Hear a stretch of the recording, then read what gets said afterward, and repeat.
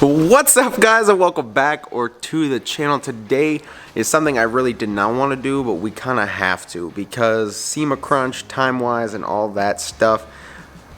We just have to do it. So our failure of an air tank and stripping process and sandblasting process has left us with no other decision. We're gonna be running around the corner to a local sandblasting shop and all that, see if we could drop it off and maybe have the stuff done this week so I can get to at least powdering this stuff.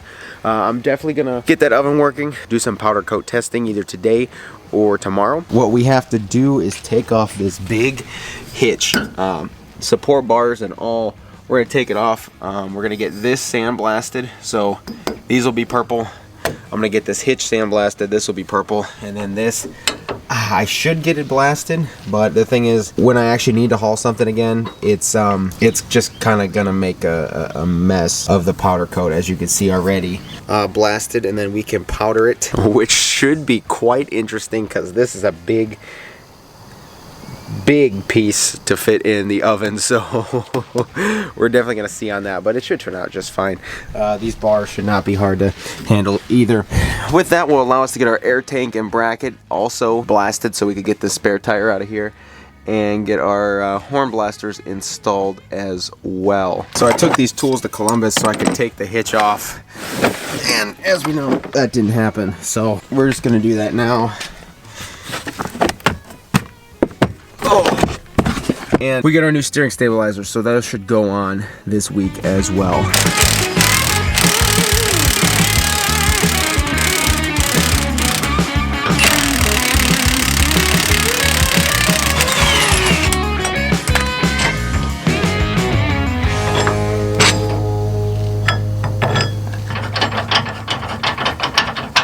Wow, holy crap, that's a long break. However, we got a package, and I don't remember what I ordered here, so let's open this up.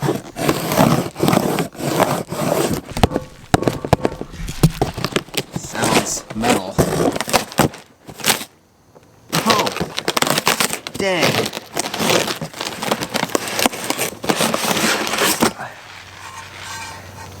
Wow, I can't believe that came so fast. That's what she said. But this is our front, a stock front diff cover. Just in raw metal, so we can powder coat it accordingly. That comes off, and this pin will probably be a little tight. There we go. Definitely gonna clean these up too.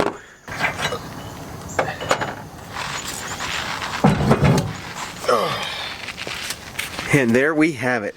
Wow, the rear end looks so different without the hitch in there. We're definitely gonna clean this up before we put it back in there so this doesn't rust over time. But look at our bolt lock collection, also gonna clean those. Our hitch is out. Whew, yeah, definitely a time-consuming job for just a hitch. But like I said, something this heavy duty and that big of a drop, you need the support, you need all that, otherwise it's just not gonna be a good time. So this part is definitely off of the zone 6.5-inch lift. I never took it off the truck because I kind of like the way it looks. So whoever buys the lift will not have this with the kit, because I'm definitely gonna take these off right now and shoot them purple to give a little more accent up here.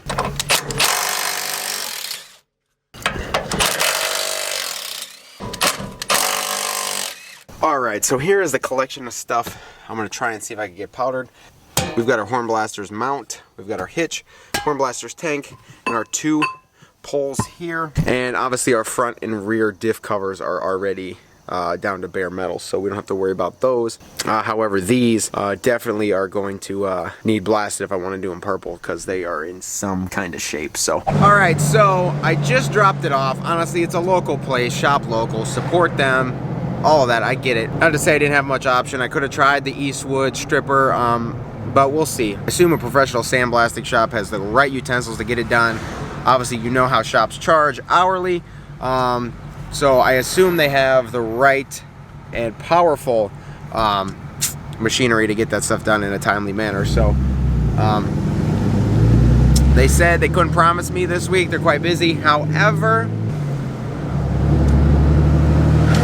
you know, it's always kind of that under promise, over deliver. I assume, you know, they'll be able to get it done. As soon as I brought the parts in, the guys were coming out looking at it. So I assume we could get it done hopefully this week, if not early.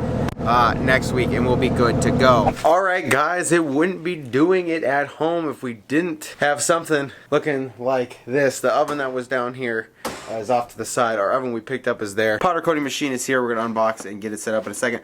Powder's there. Air hose is here. Running. Electrical cord there. Air hose there. Out here to the compressor. The baby compressor, which we have set at a little bit over, I don't know, it's around between 5 and 10 psi. I can't really read that gauge, but I got to cut back because that's all you really need for powder coating. Low pressure. I don't have my powder booth set up yet, and by powder booth you're going to see how like homemade it's going to be sitting right here. But let's get this all kind of set up. I'm going to need a fitting. That's good. Okay. Well, there's our gun. Here's our, pretty much the whole machine. Okay, so this is going to be our temporary powder coating bay area here. For now, just to contain the powder, we got this box, so I'll obviously spray it this way. I'm going to rotate the tumbler when needed this way. Get it like that, and then I'll be able to take it out of here and put it in our oven. I'm working on taking the sticker off the tumbler here. It's a little, got some goo on here, so I'm going to rub that off.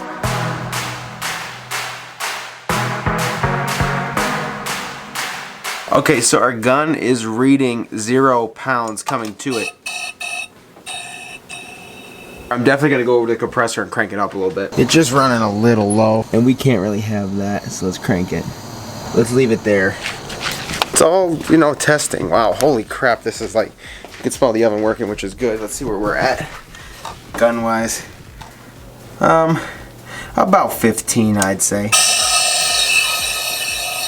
That's probably about right.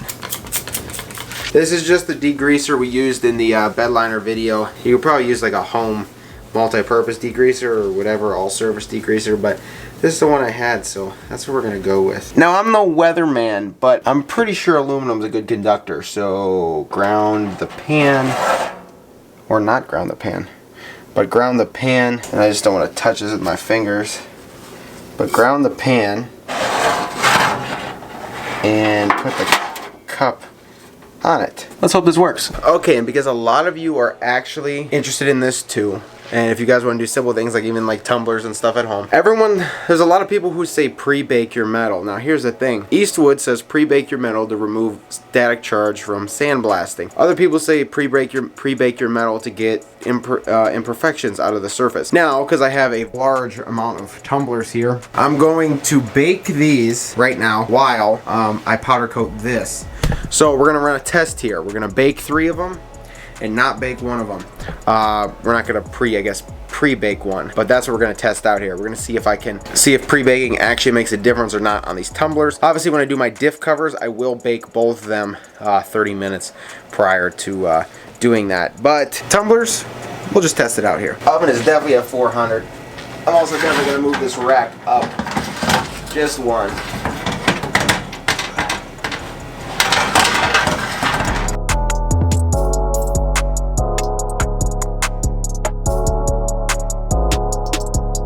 Alright, so I got a cup for the clear, cup for the purple.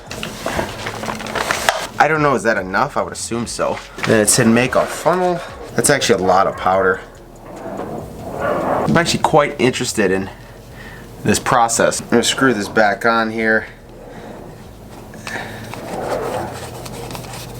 This provides the positive charge to the powder and the negative charge to the tray. Let's give her a whirl. Ooh! It works. Alright, I'm gonna push the button, give it the charge.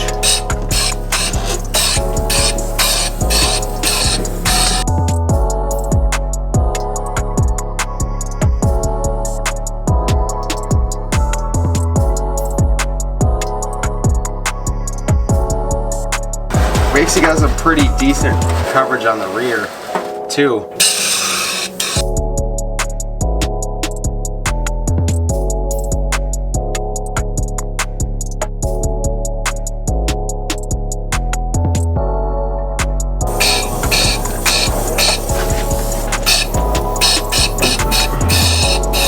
Okay, and here we have our powder coated cup. Now you don't want to touch this This clip was running for 10 minutes, so it took us about 10 minutes to do this. I was having some trouble around the lip here where, I don't know if it wasn't making good ground contact or what, but it all looks pretty well coated now.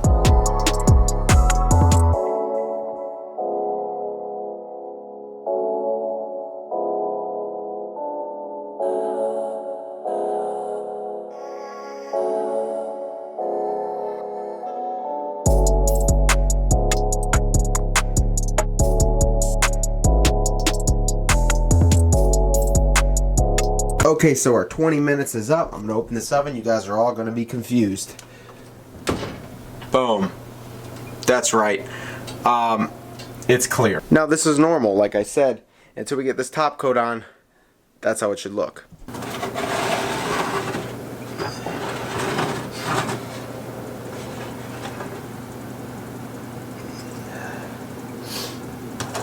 Now I'm gonna be honest, you could see where it is powder coated.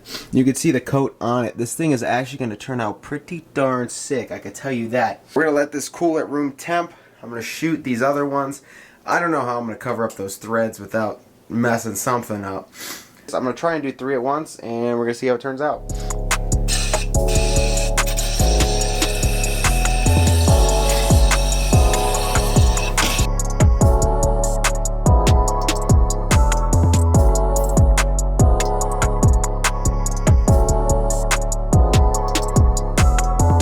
Now, because this powder was not used, it can go back in the bag. You don't really want to scoop that up and dump it back in the bag unless you filter it out. But this is still all good powder. We've got our original tumbler all hooked up to the original ground spot because there is powder coating all over this tin now, so we need the original ground, otherwise you're not going to make a good connection. We're getting ready to fill up our Clear Vision top coat into our bottle, then we can start shooting and get this in the oven.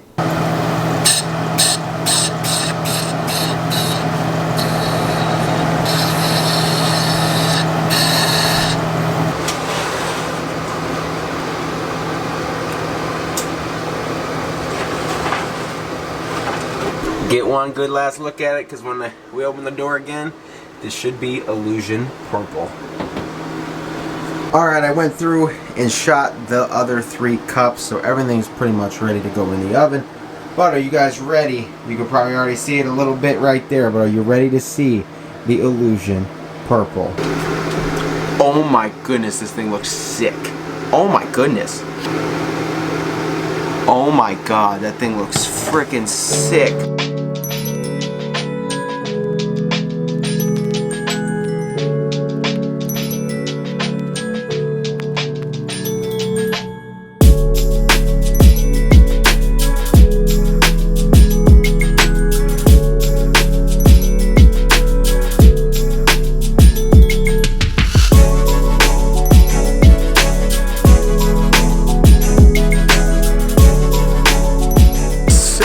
I think it's safe to say, definitely worth the investment here. That looks pretty darn good, and now I could do a multitude of things, any little metal piece or whatever down the road. This is honestly an awesome thing. The worst part about this, I will say, is the mess. It is quite messy. After seeing these results, I'm probably gonna shoot and powder both of my covers tomorrow, and oh my gosh, am I excited. These look so darn good. Honestly, I am blown away. That's awesome. I know a lot of people were like looking at me like, I can't believe the first color you're gonna shoot is illusion color. I mean, I get people are like, oh, the illusion colors are tricky colors because of I don't even know what, but that turned out awesome. And look at my powder coating studio. So guys, just took the last 3 out of the oven. Now here's what I've learned from this experience, which is probably good that I use this on some cheap tumblers. Our 30-ounce big boy tumbler here is dead like perfect. Obviously there's fingerprints on it now. This is like dead perfect. Other than this lip right here, which I told you was giving me trouble. You could kind of see it. The cup's dead perfect. I think this one is dead perfect. These here, if you could see, let me turn this pan. Right here. I should have shot this more down here. with more top coat, just right here. It's a little speckled. I don't know if you can even see it on the camera or not, but it's a little speckled down here. Definitely needed more of the clear vision. Same thing on this one. But obviously it's a learning experience. Tomorrow I'll probably shoot both of my diff covers, but obviously I'm going to shoot them not next to each other. I'm going to shoot them separate, and we'll get them all tidied up. I might get some stainless steel wire and hang them from the oven rack and see how that goes. Maybe that may be our best option. I don't know. I just want to say thank you guys for watching. Thank you guys all for your support. Thank you for coming on this journey for me and showing you that obviously, look at this, SEMA quality parts are going to be made in this basement here starting hopefully tomorrow. If not, I mean, the next video you will definitely see me powdering those diff covers. So I just want to say thank you guys for watching. Take care, and I will see you guys back in this kitchen in the next video.